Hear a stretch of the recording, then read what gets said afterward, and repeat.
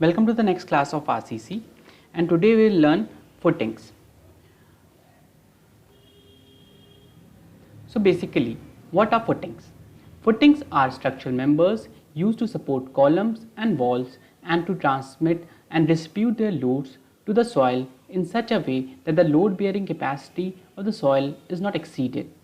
Excessive settlement, differential settlement or rotation are prevented and adequate safety against overturning और sliding is maintain.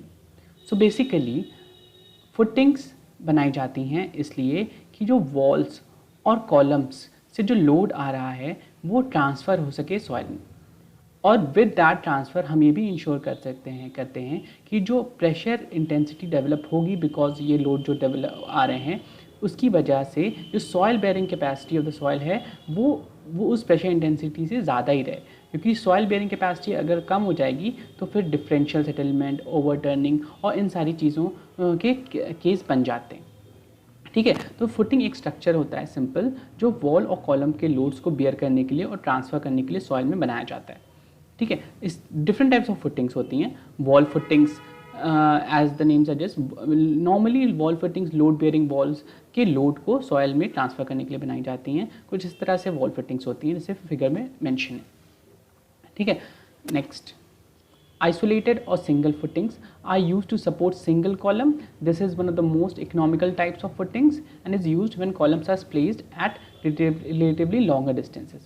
ठीक है, तो isolated और sloped footings क्या होती हैं? आइसोलेटेड और बेसिकली सिंगल फुटिंग्स वो होती हैं जो सिंगल कॉलम के लिए बनाई गई जो फुटिंग होती हैं वो सिंगल फुटिंग कहलाती हैं। ये आइसोलेटेड होती हैं। आइसोलेटेड में भी बेसिकली ये होती है आइसोलेटेड स्क्वायर फुटिंग। देख रहे हैं कॉलम के बाद नॉर्मली एक स्क्वायर टाइप का एक शेप है, इसको स्क्वायर फुटिंग बोलते हैं। इसी का एक एग्जांपल आज हम करेंगे एज अ सॉल्व्ड न्यूमेरिकल। इसकी तरह दूसरी होती है एक स्टेप्ड फुटिंग होती है कि एक फुटिंग होती है उसमें स्टेप्स मेंशन होते हैं और नॉर्मली स्टेप्स में उसका रीइंफोर्समेंट करते हैं बिकॉज लोड डिस्ट्रीब्यूशन इस तरह से होता है ना, तो इसमें स्टेप करते हैं। इसी तरह हम कॉलम्स में हम आइसोलेटेड स्लोप्ड फुटिंग भी कहते हैं, ये जो स्टेप ना बना के हम स्लोप ही करते हैं। तो इन तीनों की हम डिज़ाइन पढ़ सकते हैं। नॉर्मली आज हम इसकी पढ़ेंगे कि एक स्क्वायर स्प्रेड फुटिंग की डिज़ाइन किस तरह करते हैं। आइए और टाइप्स ऑफ फुटिंग देखते हैं। नॉर्मली कंबाइंड फुटिंग भी होती है। कंबाइंड फुटिंग कब होती है? जब आइसोलेटेड फुटिंग हम जब डिज़ाइन करते हैं और फुटिंग का एरिया जो है, एक फुटिंग जब दो कॉलम बहुत पास हैं और एक फुटिंग का एरिया जो है वो कोइंसाइड करने लगता है दूसरी फुटिंग के एरिया से, तो ऐसी सिचुएशंस में हम कंबाइंड फुटिंग प्रोवाइड करते हैं। या फिर तो हमारी कोई प्रॉपर्टी लाइन है अगर पास में, तो हम भी अगर जैसे साइड में कोई प्रॉपर्टी लाइन है तो हम इसके ज़्यादा एक्सटेंड नहीं कर सकते ना फुटिंग को, तो भी हम क्या करते हैं कंबाइंड फुटिंग प्रोवाइड कर देते हैं। तो combined footing usually support 2 columns or 3 columns not in a row. Combined footings are used when 2 columns are so close that single footing cannot be used or when one column is located at or near a property line.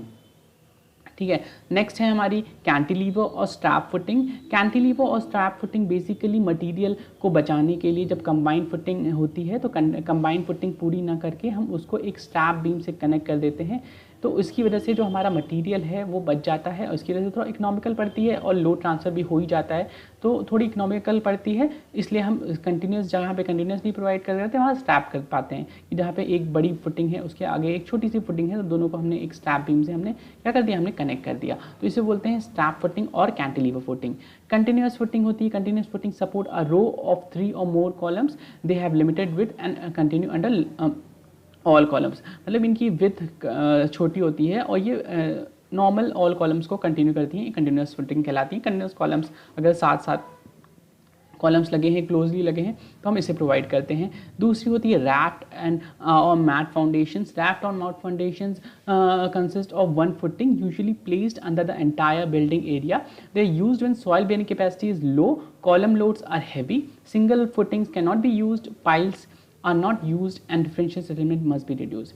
मतलब ऐसी जगह जहाँ पे soil bearing capacity बहुत कम होती है वहाँ पे हम क्या करते हैं, वहाँ पे हम रैफ्ट फाउंडेशन का यूज़ करते हैं और सारी बिल्डिंग जितने भी बिल्डिंग के जो पूरी बिल्डिंग के स्पेस को हम क्या प्रोवाइड कर देते हैं, एक कंबाइंड फुटिंग प्रोवाइड कर देते हैं और उस पर हम कॉलम को प्लेस कर देते हैं ताकि हमारा लोड डिस्ट्रीब्यूशन ज़्यादा हो जाए और अच्छे से हमारा लोड डिस्ट्रीब्यूशन हो जाए। तो ये होता है राफ्टेड और मैट फाउंडेशंस। दूसरा होता है इसी का दूसरा कि मतलब ये तो हमने पूरे कॉलम्स को एक एक उस पर पाइल उस पर दे दिया। अभी क्या अगर एक कॉलम को हम एक पाइल कैप के थ्रू और डिफरेंट पाइल्स पे हम खड़ा करें तो वो होती है पाइल कैप्स फुटिंग। और ये भी एक टाइप ऑफ फुटिंग होती है जब बहुत ज़्यादा ही वीक होता है सॉइल और एक कॉलम का लोड बहुत ज़्यादा हैवी होता है, तो हम इस तरह की फुटिंग प्रोवाइड करते हैं। ठीक है, अब नॉर्मल जब हम सॉइल को डिज़ाइन करते हैं या फुटिंग को डिज़ाइन करते हैं तो हम ये मानते हैं कि जो अपलिफ्ट प्रेशर है सॉइल का ऊपर से लग रहा होगा, ये जो एक रिएक्शन प्रेशर होता है बिकॉज ऑफ लोड, वो यूनिफॉर्म होगा। When the column load is applied on the centroid of the footing, a uniform pressure is assumed to develop on the soil surface below the footing area. However, the actual distribution of the soil is not uniform but depends on many factors, especially the composition of the soil and degree of the flexibility of the footing. ये आपने soil mechanics में पढ़ा होगा कि जब हमारा cohesionless soil और cohesive soil होती है तो soil का जो pressure distribution होता है वो कुछ इस तरह से होता है और cohesive soil के लिए कुछ इस तरह से होता है, लेकिन हम assume करते हैं कि वो यूनिफॉर्म है और उसकी पर्पज़ के लिए हम डिज़ाइन करते हैं। देखिए, अब डिज़ाइन कंसिडरेशन में जाते हैं तो डिज़ाइन कंसिडरेशन में बेसिकली हमें ये हमारे लिए जो इम्पोर्टेंट है वही हम पढ़ेंगे, और भी होते हैं लेकिन अभी हम अपने पर्पज़ के लिए ये चीज़ें हम चेक करनी होती हैं, ये हम पढ़ते हैं। Footing must be design to carry column loads and transmit them to the soil safely while satisfying the code limitations. Code भी होते हैं, इसके लिए भी IS 456 आप यूज़ कर सकते हो और उसी से हम बताएंगे आपको कहाँ पे कैसे फुटिंग्स डिज़ाइन करते हैं। पहले क्या करते हैं, सबसे area of footing based on the allowable bearing soil capacity. सबसे पहले तो हम एरिया ऑफ द फुटिंग निकालते हैं, उसके बाद हम one way shear failure check करते हैं, two way shear failure check करते हैं, बेंडिंग मोमेंट चेक करते हैं कहाँ पे मैक्सिमम है, और उसके बाद हम स्टील रेनफोर्समेंट प्रोवाइड कर देते हैं और development length of the bar satisfy कर देते हैं। बेसिकली जैसे हम लोग एक बीम डिज़ाइन करते थे ना, तो बीम डिज़ाइन करते थे तो क्या होता था कि एक बीम में हम जैसे ऐसे UDL लग रहा होता था, ठीक है, तो हमारे लिए क्या होता था कि हम इसका बेंडिंग मोमेंट डायग्राम बनाते थे। बेंडिंग मोमेंट डायग्राम सबसे क्या कहाँ होता था, मैक्सिमम होता था यहाँ पे, तो हमारे लिए क्रिटिकल मोमेंट यही हुआ था। हम इस बेंडिंग मोमेंट सपोज WL²/8 है तो इस WL²/8 मोमेंट के लिए डिज़ाइन कर लेते थे। फुटिंग में बेसिकली बहुत से एक्शंस होते हैं, खाली एक बेंडिंग मोमेंट नहीं होता है। फुटिंग में फॉर एग्जाम्पल इस तरह से अगर एक कॉलम आ रहा है, ठीक है, और ये एक फुटिंग है उसकी, तो इसमें बेसिकली बहुत से होते हैं। एक वन वे शेयर होता है जो साइड में होता है, एक टू वे शेयर होता है। टू वे शेयर एक तरह से ऐसे एक ऊपर से प्लान से देखें और ये एक कॉलम है उसके ऊपर, तो टू वे शेयर एक बेसिकली पंचिंग शेयर होता है कि जो ये कॉलम ट्राई करता है कि इसको पंच करके, जैसे पेपर को पंच करते हैं, पंच करके इसको निकल जाए, तो ये होता है पंचिंग शेयर। इस केस में फेलियर हो सकता है। वन वे शेयर होता है कि हाँ जो शेयर नीचे से नॉर्मल शेयर फोर्स जो आ रहा है उसी को वन वे हो सकता है, नीचे से जो शेयर फोर्स ऊपर से नीचे से जो अपलिफ्ट प्रेशर की वजह से जो शेयर फोर्स लग रहा है, ऊपर से कॉलम लोड की वजह से जो शेयर फोर्स है वो स्लाइड करते हैं। तो बेसिकली ये है कि जो रेजिस्टिंग प्रेशर है वो ज़्यादा होना चाहिए as compare to the uplift pressure. दूसरा क्या होता है कि ये टू वे शेयर आपको पता, वन वे शेयर पता, बेंडिंग मोमेंट भी होता है कि बेंडिंग मोमेंट क्रिटिकल कहाँ होता है, ये सारा हमको कोड में बताया जाता है कि बेंडिंग मोमेंट कहाँ क्रिटिकल होता है, और उसके लिए हम वही मोमेंट निकालते हैं और मोमेंट से अगेन रेनफोर्समेंट निकाल देते हैं। फॉर्मूला सारा वही होता है। नॉर्मल डेवलपमेंट बार्स के लिए भी वही चीज़ होता है कि नॉर्मल हम डेवलपमेंट बार्स प्रोवाइड कर देते हैं और डेवलपमेंट लेंथ जो हमने पहले पढ़ी थी वो हम सेटिस्फाई कर देते हैं development length of the bars में, ठीक है। अब नेक्स्ट है हमारा साइज ऑफ द फुटिंग। तो साइज ऑफ द फुटिंग क्या होता है, सबसे पहले साइज ऑफ द फुटिंग के लिए the actual area can be determined, मतलब सबसे पहले हम क्या करते हैं कि साइज ऑफ फुटिंग निकालते हैं। तो साइज ऑफ द फुटिंग कैसे निकालते हैं, basically size of the footing निकालने के लिए हम एरिया ऑफ द फुटिंग निकालते हैं, ठीक है। तो the area of the footing can be determined from the actual external loads such as the allowable soil pressure is not exceeded. तो सबसे पहले जो हमारा टोटल लोड आ रहा होता है ऊपर से प्लस सेल्फ वेट, उसको हम डिवाइड कर देते हैं अलाउएबल सॉइल प्रेशर से, जितनी भी सॉइल बेयरिंग कैपेसिटी है, तो उससे हमारा एरिया ऑफ द फुटिंग निकल आता है कि हम जो फुटिंग का एरिया है वो कितना प्रोवाइड करें। दूसरा हमारे जो स्टैंड नेट, हमें एक और टर्म आता है जो हमारे लिए इंपॉर्टेंट होता है, वो होता है हमारी अपवर्ड बेयरिंग कैपेसिटी। मतलब लोड की वजह से जो रिएक्शन प्रेशर डेवलप होता है सॉइल में वो कितना है। वो कैसे निकालते हैं कि जो हमारा कॉलम लोड आ रहा है डिवाइडेड बाय जो हमारा कॉलम लोड आ रहा है डिवाइडेड बाय हम एरिया ऑफ द फुटिंग से हम डिवाइड कर देते हैं, तो हमारा अपवर्ड बेयरिंग कैपेसिटी हो जाती है, ठीक है।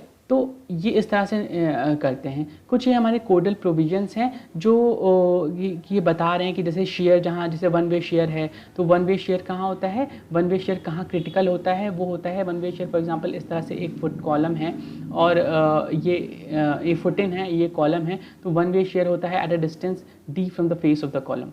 ठीक है, eight a distance d from the face of the column के पे जो एरिया होता है वहाँ पे वन वे शेयर क्रिटिकल होता है। इसी तरह टू वे, ये कहाँ दिया हुआ है, ये दिया हुआ है IS 456 में 34.2.4 क्लॉज में, यहाँ पे दिया हुआ है, यहाँ पे आप चेक कर सकते हो। इसी तरह अगर टू वे शेयर है तो टू वे शेयर कहाँ क्रिटिकल होता है, to way share punching share होता है। ये होता है फॉर एग्जाम्पल यहाँ पे एक कॉलम है, ये फुटिंग है, तो टू वे शेयर होता है eight a distance d/2 from all sides, यानी इसको पंच करके निकलना चाहता है ये।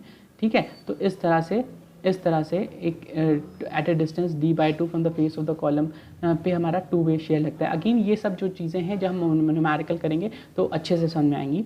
ठीक है, तो वहाँ पे भी देखेंगे। तो ये टू वे शेयर कहाँ, पहले तो कहाँ दिया हुआ है वहाँ से आप पढ़ सकते हैं। तो टू वे एक्शन दिया हुआ है आपका अगेन 34.2.4 में बी में। उसी तरह जो बेंडिंग मोमेंट कहाँ क्रिटिकल होता है, तो बेंडिंग मोमेंट के लिए भी हम अलग से देखते हैं। ये सारी चीज़ें हमें चेक करनी होती हैं, bending moment, one way share और टू वे शेयर, तीनों में केसेस में जो हमारी फुटिंग है वो फेल नहीं होनी चाहिए, तभी हमारी उस हिसाब से हम फुटिंग की डायमेंशंस और डेप्थ प्रोवाइड करते हैं।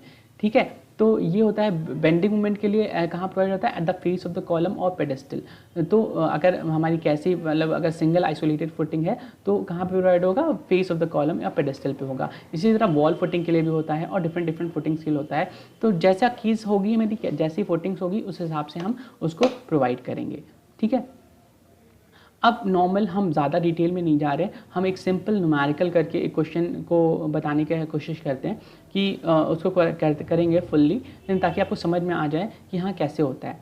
तो फॉर एग्जांपल ये क्वेश्चन है सिंपल सा, design a square footing of uniform thickness for an axially loaded column of 450 mm cross 450 mm in size. The safe bearing capacity of the soil is 190 kN per meter square.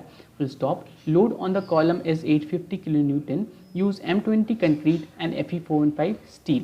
तो इसका मतलब क्या हुआ कि एक for example कि एक column है इस तरह से, है ना, और हमें एक स्क्वायर फुटिंग डिज़ाइन करनी है उसके लिए। ठीक है ना, और उस कॉलम पे लोड कितना आ रहा है, उस कॉलम पे लोड आ रहा है हमारा 850 किलो न्यूटन का लोड आ रहा है। ठीक है, और जो सॉइल प्रेशर है, जो सॉइल है, सॉइल की अलाउेबल बेयरिंग कैपेसिटी कितनी है, सॉइल की अलाउेबल बेयरिंग कैपेसिटी है 190 किलो न्यूटन मीटर। ठीक है, तो सॉइल 190 किलो न्यूटन पर मीटर स्क्वायर। ठीक है, M20 ग्रेड ऑफ कंक्रीट है, Fe415 स्टील है। जो कॉलम है, साइज़ है, और साइज़ ऑफ द कॉलम है जो वो कितना है, यानी ये जो साइज़ है कॉलम का साइज़ ये कितना है 450 क्रॉस 450 mm। ठीक है, तो कॉलम का साइज़ भी हमको दिया हुआ है, लोड ऑन द कॉलम भी दिया हुआ है। तो सबसे पहला स्टेप हम क्या करते हैं, सबसे पहला स्टेप हम निकालते हैं size of the footing. Size of the footing का क्या मतलब होता है, एरिया ऑफ द फुटिंग निकालते हैं। तो एरिया पहले तो हम देखते हैं कॉलम लोड कितना है, कॉलम लोड है हमारा 850 किलो न्यूटन का। ठीक है, 850 किलो न्यूटन का हमारा कॉलम लोड है। इस पे हम अब देखिए स्टेप्स होते हैं साइज ऑफ फुटिंग के लिए। सबसे पहला क्या करते हैं, कॉलम लोड कितना है, इसमें हम हमेशा जितना भी कॉलम लोड होता है इसमें हम 10% क्या हम फाउंडेशन का वेट ऐड कर देते हैं। जो फुटिंग होगा, फाउंडेशन या फुटिंग, उसका भी कुछ वेट होगा ना, तो उसको हम ऐड कर देते हैं 10%। सो 850 का 10% कितना हो गया 85। टोटल लोड कितना हो गया 53935 किलो न्यूटन। ये हर बार ऐड कर देंगे, मतलब 10%, जैसे ऊपर से कॉलम पे लोड आ रहा है तो 10% फाउंडेशन का लोड हम ऐड कर देंगे। टोटल लोड हमारा कितना आ गया 935 किलो न्यूटन। ठीक है, अब सॉइल एरिया ऑफ फुटिंग क्या हो जाएगा, एरिया ऑफ फुटिंग निकाल लेंगे यहाँ से। एरिया ऑफ फुटिंग हो जाएगा कि लोड यहाँ पे total load upon safe bearing capacity of soil. तो सेफ बेयरिंग कैपेसिटी लोड कितना है, लोड है हमारा 935 किलो न्यूटन, और हमारी सेफ बेयरिंग कैपेसिटी कितनी है, सेफ बेयरिंग कैपेसिटी क्वेश्चन में दिया हुआ है कितना है 190 किलो न्यूटन पर मीटर स्क्वायर। सो 190 किलो न्यूटन पर मीटर स्क्वायर। तो हमारा एरिया कितना आ गया, एरिया का हम कैलकुलेट करें यहाँ से, तो हमारा एरिया आता है 4.92 मीटर स्क्वायर। ये हमारा 4.92 मीटर स्क्वायर आ गया एरिया। अब अगेन हमें स्क्वायर फुटिंग प्रोवाइड करनी है, क्या, डिज़ाइन अ स्क्वायर फुटिंग। तो स्क्वायर फुटिंग प्रोवाइड करनी है, तो उस एक फुटिंग का डायमेंशन क्या हो जाएगा, मतलब हमें इस फुटिंग को सेटिस्फाई करना है एक तरह से इस स्क्वायर में।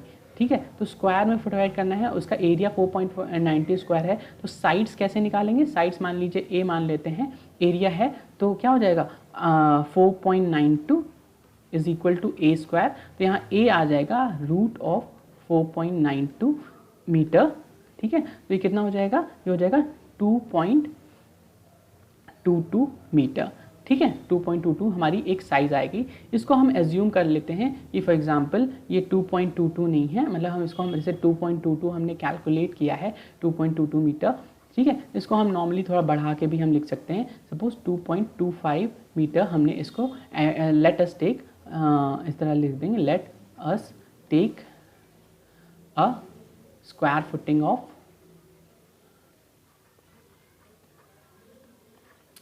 2.25 मीटर, ठीक है। तो हमारी फुटिंग हो गई। अब क्या है, इस फुटिंग के लिए हमें एक बार चेक भी कर लेते हैं कि हमारी आई तो थी लेकिन हमने प्रोवाइड कितनी की 2.25, ये थोड़ी ज़्यादा करके प्रोवाइड कर दिया हमने कि फुटिंग प्रोवाइड कर दिया। हम देखते हैं अपवर्ड हमारी बियरिंग कैपेसिटी सेटिस्फाई हो रही है कि नहीं हो रही है। तो एक बार हम वो भी चेक कर लेते हैं कि अपवर्ड बियरिंग कैपेसिटी कितनी है। कैसे निकालेंगे, लोड अपॉन जो हमारी वो है एरिया ऑफ फुटिंग।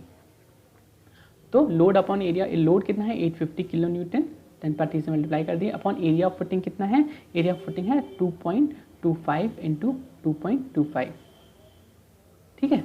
2.25 इंटू 2.25, ठीक है। तो एरिया ऑफ फुटिंग हमारा अपवर्ड बेयरिंग प्रेशर आ जाएगा, यह आ रहा है हमारा 167.9 किलो न्यूटन पर मीटर स्क्वायर। अब ये हमारी जो वो आ रहा है अपवर्ड बेयरिंग प्रेशर, वो क्या है, वो कम है किससे, 190 किलो न्यूटन पर मीटर स्क्वायर से। तो ये कम है, तो मतलब हमारी क्या है, हमारा जो फुटिंग है वो सेफ है, यानी सही है। अगर ये ज़्यादा होता तो क्या होता, तो हमारी फुटिंग फेल करी होती, तो हमें फिर से एरिया ऑफ फुटिंग डिज़ाइन करनी होती। तो ये जो बेसिकली 167 है, हमने एरिया ऑफ फुटिंग निकाला, और लोड अपॉन जो हम एरिया प्रोवाइड कर रहे हैं उससे हम अगेन बेयरिंग कैपेसिटी जो है वो चेक कर लेते हैं कि वो कहीं जो सेफ बेयरिंग कैपेसिटी उससे ज़्यादा तो नहीं आ रही है। उसके बाद हमारे लिए क्या होता है, यही होता है वो अपवर्ड बेयरिंग प्रेशर। अब हम जानते हैं कि जो हम LSM डिज़ाइन करते हैं, LSM में हम फैक्टर्ड चीज़ें लिखते हैं ना, तो हम यहाँ पे फैक्टर्ड सॉइल प्रेशर निकाल लेंगे, फैक्टर्ड सॉइल प्रेशर। तो फैक्टर्ड सॉइल प्रेशर क्या होगा, या फैक्टर नेट अपवर्ड प्रेशर कितना होगा, ये हो जाएगा 1.5 इंटू 167.9, यानी इसको फैक्टर्ड कर लेंगे, क्योंकि हमारे लिए यही इंपॉर्टेंट है, जो नेट अपवर्ड प्रेशर लग रहा है इसी, और जो ऊपर से लग रहा है लोड, वही उसको ओवरटर्न और वो सारी चीज़ें करना चाहेगा। तो इसकी वजह से हम जो नेट अपवर्ड सॉइल प्रेशर होगा वो 1.5 से मल्टीप्लाई कर देंगे, 251.85 किलो न्यूटन पर मीटर स्क्वायर आ गया, ठीक है। तो ये हमने दो चीज़ें यहाँ पे निकाल ली। एक तो हमारा स्टेप होता है कि एरिया डायमेंशन ऑफ फुटिंग निकाल लिया कि हाँ 2.25 मीटर क्रॉस 2.25 मीटर की हमें स्क्वायर फुटिंग प्रोवाइड करनी है, ठीक है। और दूसरा क्या है, दूसरा ये है कि हमें नेट अपवर्ड या फैक्टर्ड सॉइल प्रेशर निकाल लिया, कितना है 1.5 से मल्टीप्लाई करके 251.85 किलो न्यूटन, ठीक है। अब चलते हैं हमारे नेक्स्ट स्टेप पे। नेक्स्ट स्टेप होता है हमारा कि हमें नेक्स्ट स्टेप बेसिकली हमें डेप्थ ऑफ द फुटिंग निकालनी होती है, ठीक है। अब हमने बताया ना, जो फुटिंग होती है उसके क्रिटिकल सेक्शंस बहुत होते हैं। वो वन वे शेयर में भी फेल कर सकती है, वो टू वे शेयर में भी फेल कर सकती है, वो बेंडिंग मोमेंट में भी फेल कर सकती है। तो पहला तो तरीका ये है कि हम एक डेप्थ एज्यूम कर लें, उसके बाद हम उसको वन वे शेयर में चेक करें, फिर टू वे शेयर में चेक करें, फिर थ्री वे शेयर में चेक करें, और जब तीनों में सेफ हो रही है तो वो हम डेप्थ प्रोवाइड कर दें, ठीक है। अगर हम ये नहीं कर सकते तो हम सबसे अच्छा तरीका है हम एक डेप्थ, हम वन वे शेयर के लिए डेप्थ अलग से निकाल लेते हैं, टू वे शेयर के लिए डेप्थ अलग से निकाल लेते हैं, और बेंडिंग कंसिडरेशन के अलग से डेप्थ निकाल लेते हैं, कितनी कितनी डेप्थ चाहिए, और इन तीनों में से जो सबसे मैक्सिमम वाली डेप्थ होती है वो प्रोवाइड कर देते हैं अपनी फुटिंग की, और वो हमारा सेक्शन हो जाता है। बेसिकली एक फुटिंग में हमें क्या बताना होता है, एक अगर हम स्क्वायर फुटिंग प्रोवाइड कर रहे हैं तो हमें क्या बताना होगा, हमें उसका एरिया बताना होगा जो तो हमने निकाल लिया, हमें उसकी डेप्थ की फुटिंग की डेप्थ बतानी होगी, और हमें क्या बताना होगा, और हमें उसका रीइंफोर्समेंट डिटेल्स बतानी होगी, और यही फुटिंग की डिज़ाइन होती है, ठीक है। तो बेसिकली क्या है, हमें सबसे पहले हम वन वे शेयर कंसिडरेशन करते हुए हम क्या निकालेंगे, हम फुटिंग की डेप्थ निकालेंगे। वन वे कंसिडरेशन में हम क्या करते हैं, हम शेयर फोर्स रेजिस्टेड निकालते हैं कि शेयर फोर्स जो रेजिस्टेड है वो शेयर फोर्स जितना लग रहा है उसको इक्वेट कर देते हैं और उससे हम डेप्थ निकाल देते हैं। तो हम सबसे पहले निकालते हैं कि शेयर फोर्स जो VU है वो कितना लग रहा है because of upward sharing pressure. जो अपवर्ड कैपेसिटी होती है उसकी वजह से जो शेयर फोर्स लग रहा है सेक्शन पे वो कितना लग रहा है। अब वो कहाँ पे उसके लिए क्रिटिकल सेक्शन कहाँ होता है, तो सबसे पहले depth for one way consideration के लिए जो क्रिटिकल सेक्शन होता है वो eight a distance D from the face of the column होता है, कि eight a distance D from the face of the column होता है। ये कहाँ से हमको मिलेगा, ये हमको IS कोड से मिलेगा। IS कोड में यहाँ पे दिखा हुआ है कि वन वे शेयर के लिए at a distance equal to the effective depth of footing जो होता है वो वन वे शेयर के लिए वो क्रिटिकल डिस्टेंस होता है। ठीक है, तो यहाँ से हमें क्रिटिकल डिस्टेंस मिल जाएगा, मतलब यहाँ ये नॉर्म्स हैं। तो इस एरिया के लिए हम वो शेयर फोर्स निकाल लेंगे। अब इस एरिया के लिए शेयर फोर्स निकालने के लिए हमें ये तो डायमेंशन पता है कि ये डायमेंशन कितनी है 2.25 मीटर है। हमें ये निकालना होगा कि ये डायमेंशन कितनी है। ये डायमेंशन कैसे निकालेंगे, सबसे पहले तो नेट अपवर्ड शेयर फोर्स के लिए या 2.25 इंटू, ठीक है। अब ये डायमेंशन कितनी है उसके लिए क्या निकालेंगे, हम क्या करेंगे बेसिकली जो ये टोटल डायमेंशन है 2.25, टोटल डायमेंशन है 2.25 माइनस ये डायमेंशन कर देंगे 0.45 D। तो 2.25 माइनस 0.45 बाय 2, तो 2 ये अगर हमने कर दिया 2.25 माइनस 0.45 बाई 2, तो हमें ये यहाँ से यहाँ तक की डायमेंशन आ गई। अभी हमें क्या है ये और डिडक्ट करनी है, तो इसको और डिडक्ट करने के लिए क्या कर देंगे, इसको डिडक्ट करने के लिए हम माइनस D और लगा देंगे। तो ये बेसिकली हमारी ये लेंथ जो आ गई ये इस लेंथ के बराबर हो गई, ये जो शेडेड पोर्शन आपको दिख रहा है। ठीक है, अब ये हो गया एरिया, 2.25 इसकी लेंथ, ये हो गई उसकी width into net upward bearing capacity से मल्टीप्लाई कर देंगे 251.85 से। सो ये हमारा एक फिगर आ जाएगी D के टर्म्स में। इसको जब हम सॉल्व करते हैं तो 566.66 इंटू 0.9 माइनस D आ जाता है। ये D के टर्म्स में एक फिगर आ जाती है 566.66 इंटू 0.9 माइनस D। तो ये एक फिगर आ जाती है, इसको आप खुद भी कैलकुलेट कर सकते हो क्योंकि इसमें बाकी सब तो न्यूमरल्स हैं, ये एक D में फिगर है। ये तो शेयर फोर्स जो लग रहा है सॉइल की वजह से हो जाता है। दूसरा हमें क्या निकालना है, दूसरा हमें निकालना है शेयर फोर्स रेजिस्टेड, कि शेयर फोर्स जो रेजिस्ट हो रहा है वो कितना है। तो शेयर फोर्स रेजिस्टेड कैसे निकालेंगे, शेयर फोर्स हमने रेजिस्टेड VC हमें पता था क्या होता था, VC हमें पता था tau C into B into D होता था। याद है हमने शेयर फोर्स में पढ़ा था। यहाँ पे टाउ C क्या होता था, टाउ C की वैल्यू कहाँ से निकलती थी, टाउ C की वैल्यू कोड से निकलती थी और वो होता था based on percentage tensile reinforcement AST by BD, याद है, तो वहाँ से निकलती थी। अब यहाँ पे हमने AST तो अभी तक निकाला नहीं है, तो यहाँ पे हम एज्यूम कर लेते हैं कि लेट अस एज्यूम कि जो हमारा AST है वो हमारा कितना है, AST परसेंटेज टेंसाइल रेनफोर्समेंट कितना है 0.2%। उस 0.2% के हिसाब से हम IS कोड में जाके टाउ C की वैल्यू निकाल लेते हैं। तो अगर मान लीजिए AST BD नहीं रेनफोर्समेंट आपको नहीं दिया, अगर आपको रेनफोर्समेंट दिया हुआ है तो जितना रेनफोर्समेंट दिया हुआ है उसका परसेंटेज निकालिए और उस हिसाब से करिए। तो यहाँ से जो टाउ C की वैल्यू है कोड में वो आती है 0.32 न्यूटन पर mm स्क्वायर। ठीक है, 0.32 न्यूटन पर mm स्क्वायर। अब यहाँ पे क्या है, यहाँ पे जो हमारा VU है, यहाँ पे जो हम सारी चीज़ें रख रहे हैं वो किस में रख रहे हैं, मीटर में रख रहे हैं ना, 2.25 मीटर और 2.25 मीटर पॉइंट, यहाँ पे जो 251.85 किलो न्यूटन पर मीटर स्क्वायर। तो ये सब किलो न्यूटन में बात हो रही है, तो इसको हमें यूनिट इसकी कन्वर्ट करनी पड़ेगी किलो न्यूटन पर मीटर स्क्वायर में कन्वर्ट करने के लिए। तो इसको सिंपल 0.32 इंटू 10⁻6 बाय 10⁻3 से, यानी 1000 किलो न्यूटन है तो इसको 10⁻6 और mm स्क्वायर इधर जाएगा, तो अब ये बन जाएगा किलो न्यूटन पर मीटर स्क्वायर। इसको अगर हम अच्छे से लिखें तो कितना हो जाएगा, ठीक है। अब इसको कर सकते हैं नॉर्मल 0.32 इंटू 10⁻3 से मल्टीप्लाई कर दीजिए, ये आ जाएगा टाउ C BD। तो VC बेसिकली हमारा कितना आ जाएगा, VC is equal to 0.32 into 10⁻3 into B कितना है, B हमारा है यहाँ पे 2.25 इंटू D कर दीजिए। ठीक है, इसको हम नॉर्मली क्या कर देंगे, इसको हम इक्वेट कर देंगे, यानी दोनों साइड ऑफ द इक्वेशंस को हम इक्वेट कर देंगे और वहाँ से हम D निकाल लेंगे। तो 0.32 into 10⁻3 into 2.25 into D is equal to जो हमने उधर से निकाला था 566.66 0.9 माइनस डी। अब ये इक्वेशन आ गई डी के टर्म में। यहाँ से जो हम डी निकालते हैं वो हमारा आता है कुछ सॉल्व करके 0.396 मीटर। ठीक है, तो ये डेप्थ आ गई because of one way shear के कंसिडरेशन में, यानी 396 mm की डेप्थ हमें प्रोवाइड करनी होगी अगर वन वे शेयर में। लेकिन ये एक डेप्थ आ गई। अगर मान लीजिए फॉर एग्जांपल फिर हमें दूसरी consideration, for example to way share में भी हमें डेप्थ निकालनी पड़ेगी, फिर हमें बेंडिंग कंसिडरेशन में भी डेप्थ निकालनी पड़ेगी, और फिर जो सबसे ज़्यादा डेप्थ होगी वो डेप्थ ले लेंगे और वो डेप्थ प्रोवाइड कर देंगे बीम फुटिंग की। ठीक है, अब टू वे कंसिडरेशन के लिए सबसे अगर हमें डेप्थ निकालनी है तो हम कैसे निकालते हैं? टू वे कंसिडरेशन, ये आपका सेकंड स्टेप है।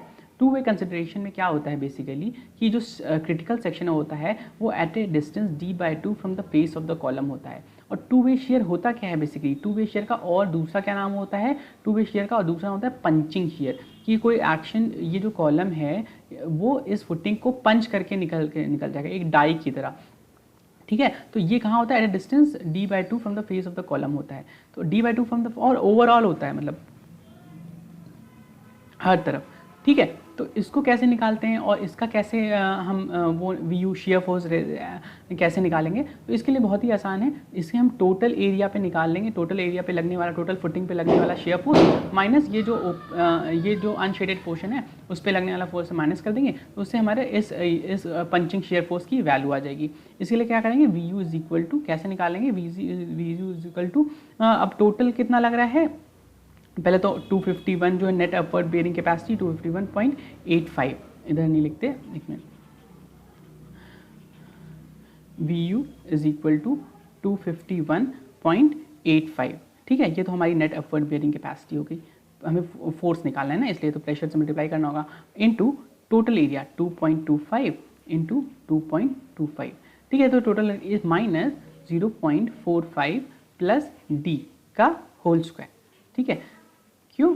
क्योंकि ये एक जो बाहर वाला एरिया है उसका डायमेंशन कितना है? 2.25 इंटू 2.25, और जो अंदर वाला स्क्वायर है इसका कितना डायमेंशन है? इसका डायमेंशन है 0.45 प्लस d/2 इधर का प्लस d/2 इधर का, तो 0.45 प्लस d, और स्क्वायर है तो 0.45 d का स्क्वायर। ठीक है, तो ये इक्वेशन आ गई d की टर्म से। इसको अगेन हम इक्वेट कर देंगे VC is equal to tau C B D से, टाउ सी बी डी। अब यहाँ पे एक चीज़ ध्यान रखने वाली है कि ये अब पंचिंग शेयर है, मतलब एरिया में बात हो रही है। तो यहाँ से जब हम, ये जो दूसरा केस होता है, यहाँ पे टाउसी की वैल्यू वहाँ से नहीं निकालते, टाउसी की वैल्यू हम दूसरी जगह से निकालते हैं। यहाँ 36.6.3.2 में दिया हुआ है। टाउसी की वैल्यू कहाँ से निकलती है? 0.25 root FCK with limit state method में, और 0.16 root FCK working stress method में।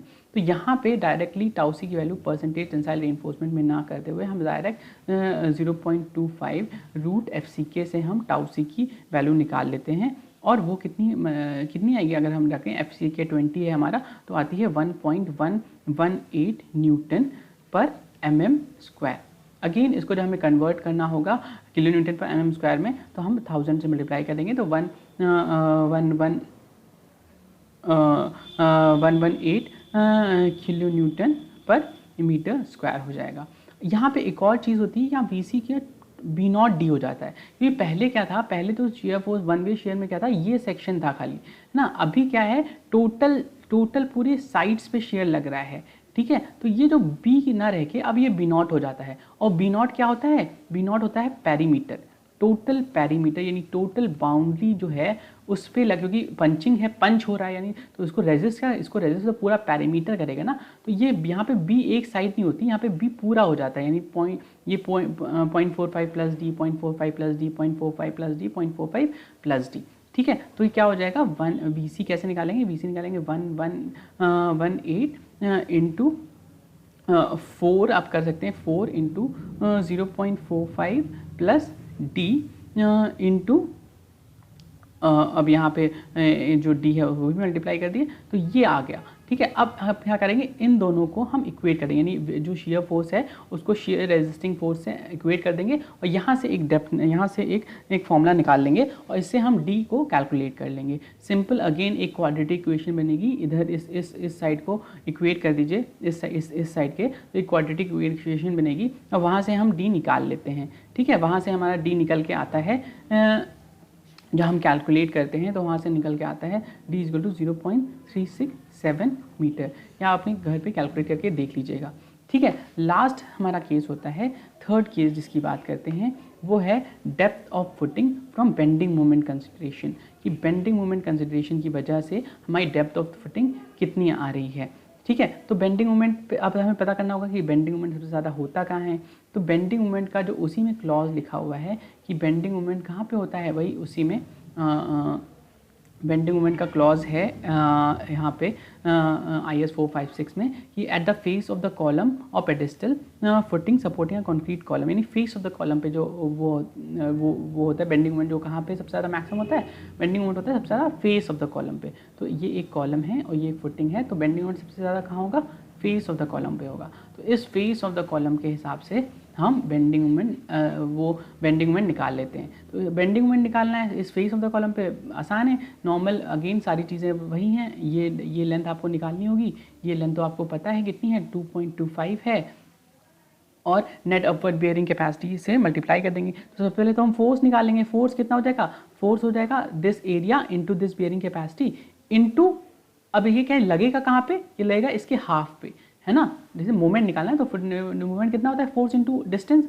तो फोर्स कितना हो जाएगा, area into upward capacity into distance, क्या है डिस्टेंस इसके हाफ से लगेगा तो इंटू डिस्टेंस। तो एक चीज़ और बढ़ जाएगी बेंडिंग मोमेंट निकालने में, तो वो भी हम कैलकुलेट करेंगे। तो सबसे पहले तो स्ट्रेस 251.85 इंटू एरिया के लिए क्या हो जाएगा 2.25 इंटू, अब हमें क्या निकालना है, अब हमें ये लेंथ निकालनी है। तो ये लेंथ कितनी है, ये लेंथ सिंपल है 2.25 माइनस 0.45/2, तो सिंपल 2.25 माइनस 0.45/2, तो ये तो लेंथ आ गई।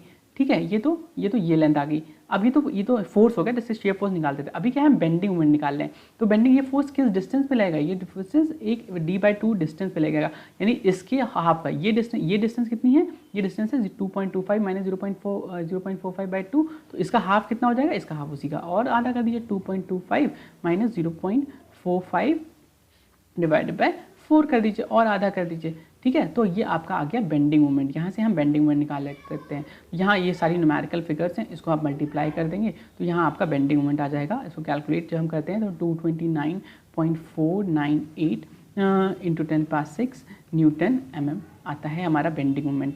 ठीक है, इस बेंडिंग मोमेंट के हिसाब से फिर हम डेप्थ निकाल लेते हैं। इसके लिए हमको डेप्थ निकालने का फॉर्मूला पता है बेंडिंग मोमेंट के हिसाब से, आपको रीइंफोर्समेंट तो पता नहीं है। तो नॉर्मल अगर हमने वो था, हमने एक फॉर्मूला पढ़ा था 0.36 FCK B into x, balance section के लिए डिज़ाइन करते हैं, B into XU limit D minus 0.42 XU limit करते थे, ये फॉर्मूला है। इसको हम इक्वेट कर दें बेंडिंग मोमेंट के।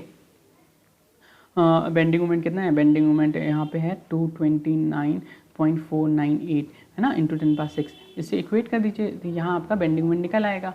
तो या इसको हम कहीं बुक में आप इसको कैलकुलेट करते हैं, यहाँ एक्सयू लिमिट की जगह क्या हो जाएगा 0.48D लिख दीजिए। ठीक है, और यहाँ पे एक्सयू लिमिट की आप 0.48D ले लीजिए। इसको हम सिंप्लीफाइड फॉर्मूले में कहीं इस तरह से भी दिया होता है 0.138 FCK कर देते हैं इसको डायरेक्ट, अगर आपने बुकों में देखा होगा नॉर्मल, इसको एक simple 0.138 FCK BD square is equal to 229.498 into 10⁻⁶।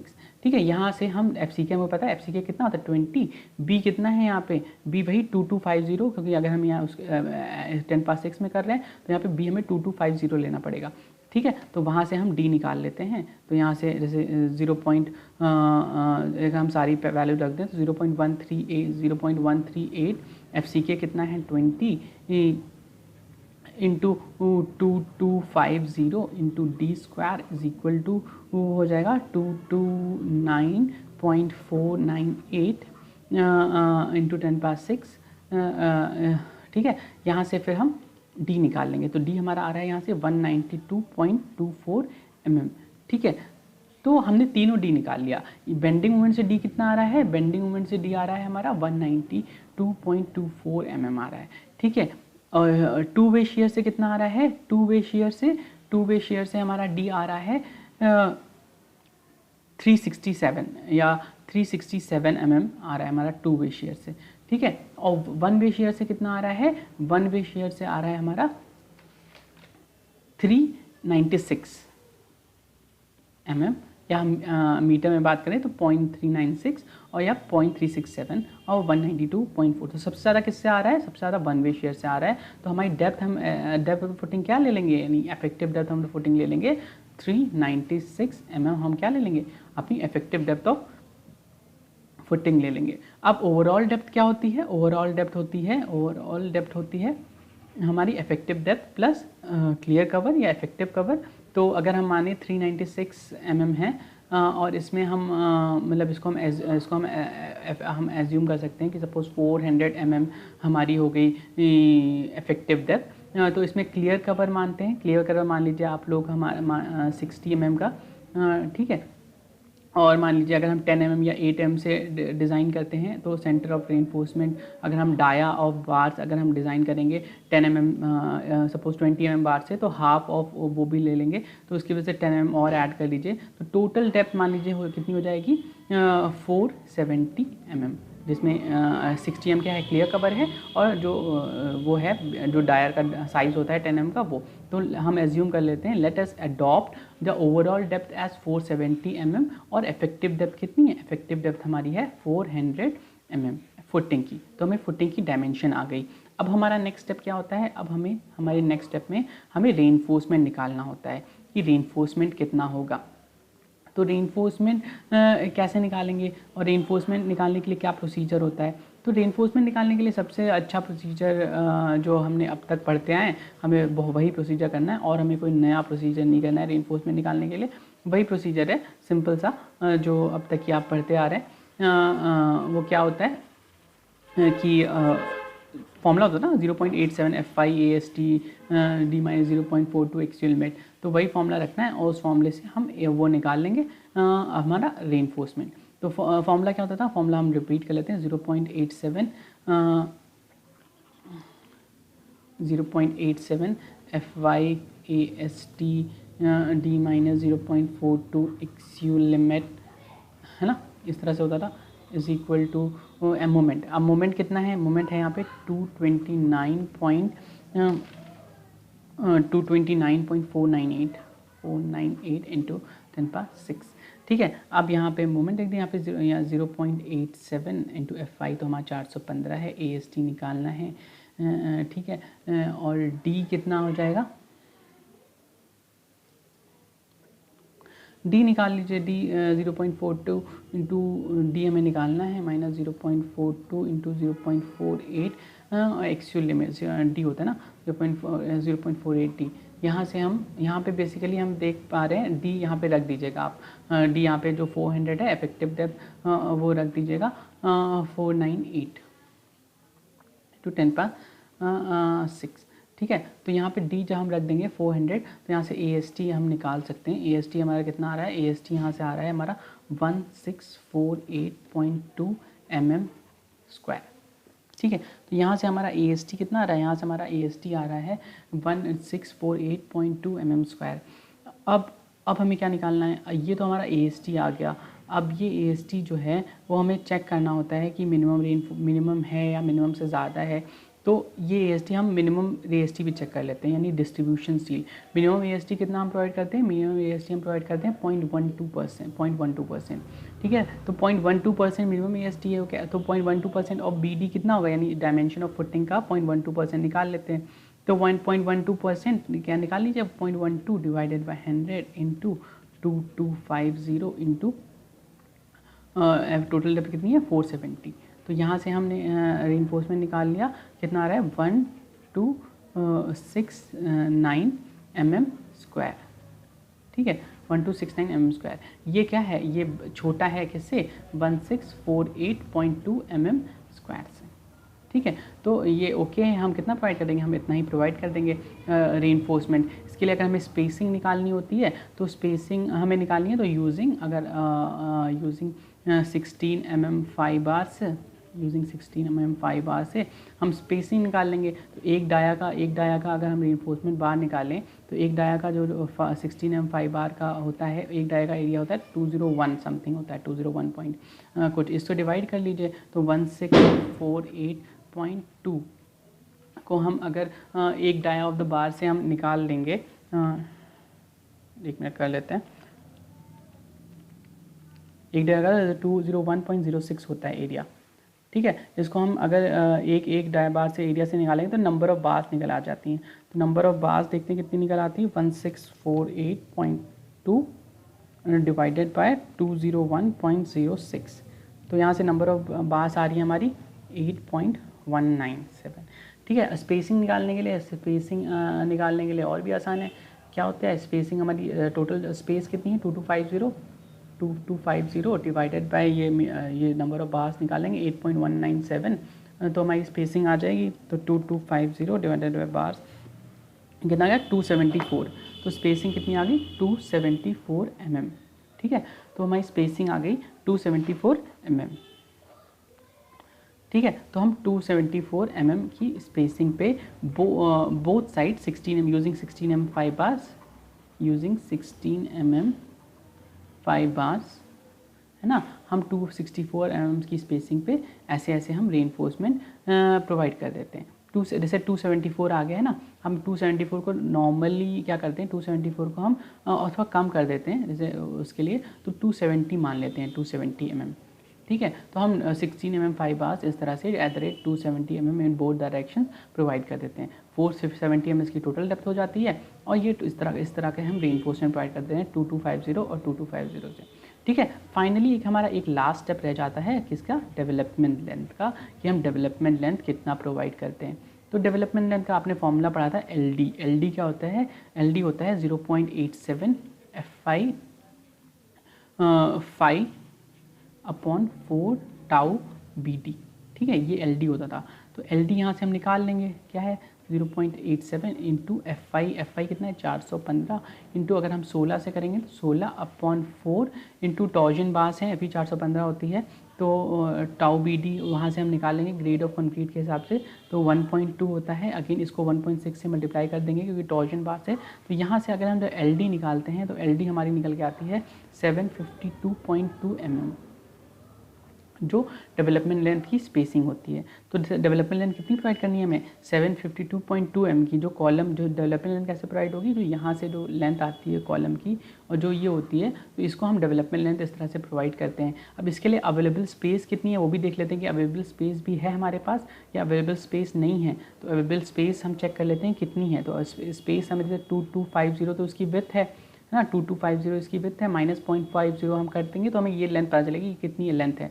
तो इससे अगर हम चेक कर लें कि हमारे पास डेवलपमेंट लेंथ प्रोवाइड करने की जगह है या हम उसको बेंड करेंगे या नहीं करेंगे, तो 2250 माइनस 450 डिवाइडेड बाय 2 कितना आ रहा है हमारा 900 mm, ठीक है। तो 900 mm ज़्यादा है ना 752.2 mm से, तो ओके है, मतलब हमारे पास जगह भी है उस डेवलपमेंट लेंथ को प्रोवाइड करने के लिए। तो हम इस तरह से डेवलपमेंट लेंथ भी प्रोवाइड कर देते हैं, ठीक है। तो ये एक simple isolated square spread footing का था कि जब हमें एक कॉलम था और उस पर 850 किलोन्यूटन का लोड लग रहा था, उस 850 किलोन्यूटन के लोड के हिसाब से उसकी डायमेंशन 450 थी, तो एक स्क्वायर फुटिंग डिज़ाइन करते हैं इस तरह से।